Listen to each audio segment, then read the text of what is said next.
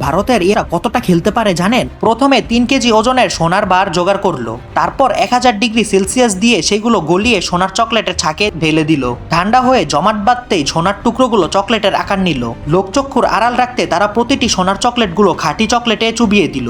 শুকিয়ে গেলে সেগুলো সোনার ফয়েল দিয়ে সুন্দরভাবে মোড়ালো। এই ছবিটিকে মন থেকে ভালোবেসে থাকলে অবশ্যই চ্যানেলটি সাবস্ক্রাইব করবে। তারপর এভাবেই পুরো গিফট বাক্সটাকে দামি চকলেটের মতো সাজিয়ে ফেললো। এরপর সেই গিফট বাক্সগুলো লাগেজে ভরে প্রতিদিনের মতো বিমানবন্দরের কাছে গেল।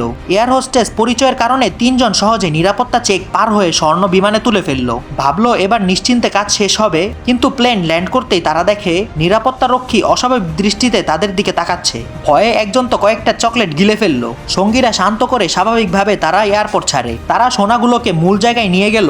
ক্রেতা পরীক্ষা করে সোনার মানে খুবই খুশি হলো। প্রচুর ডলার পাওয়ার সাথে সাথে তারা দামি ব্যাগ গয়না কিনে ফেললো। BMW, মার্সিডিজ সবই চোখের পলকে হয়ে যায়। কিন্তু আবার একই কৌশলে স্বর্ণ আনার চেষ্টা করলে হঠাৎ সিকিউরিটি চিফ তাদের ধরে নিয়ে জিজ্ঞাসাবাদ করতে। এরপরই লাকেজ খুলে ফেলে আর এক মুহূর্ত না ভেবে চকলেটগুলো খুলে ফেললো। 3জনের হার্টবিট সম্পূর্ণ বন্ধ হয়ে যাওয়ার মতো অবস্থা হয়ে যায়।